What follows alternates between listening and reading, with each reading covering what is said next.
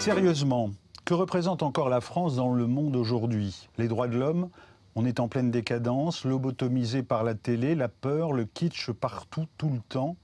On est un pays mort de chez mort du point de vue culturel et politique. Et il y a encore des gens qui regardent de notre côté pour savoir d'où pourrait venir une grande et belle voix humaniste. Il roule soigneusement ses cigarettes, se mord les lèvres d'impatience de fumer en m'écoutant. Son pied bat le rythme d'une chanson qui doit passer dans son esprit en arrière-plan de mon bavardage. Il est tôt et je suis encore en pyjama.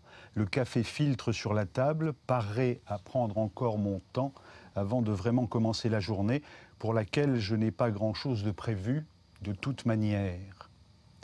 Après avoir lu la presse, je fais ma leçon quotidienne d'assimile, le turc. Je révise sans progresser des dialogues tout faits où l'on apprend à s'excuser de n'avoir pas préparé le dîner pour son mari et à ne pas s'énerver dans les embouteillages. Vu que je ne cuisine ni ne conduis, je ne retiens rien. J'aurais bien aimé être capable de lire au moins Twitter, qui est à défaut de presse libre la seule source d'information correctement alimentée dans ce pays, la Turquie. Il a déjà ses baskets aux pieds et les bagues aux doigts.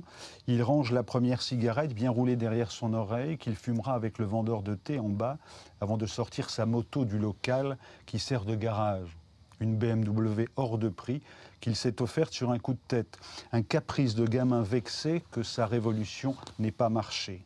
Il prépare une autre cigarette pour tout de suite, après quoi il partira rejoindre le Muse, cet ancien squat qui abrite aujourd'hui un journal satirique.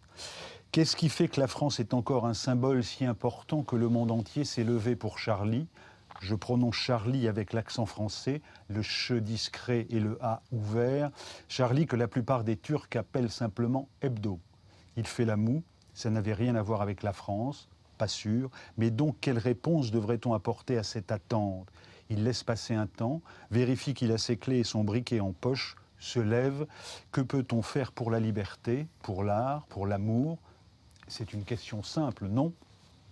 Le Sillon, c'est la seule publication dans cette rentrée littéraire de la maison d'édition Le Tripode. C'est publié par Valérie Manteau.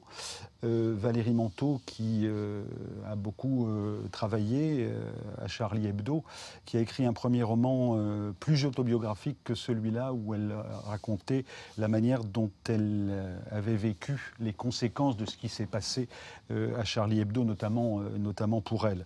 Deuxième roman, c'est épatant, allez-y, ça s'appelle Le Sillon, c'est de Valérie Manteau que nous avons reçu précédemment dans cette émission.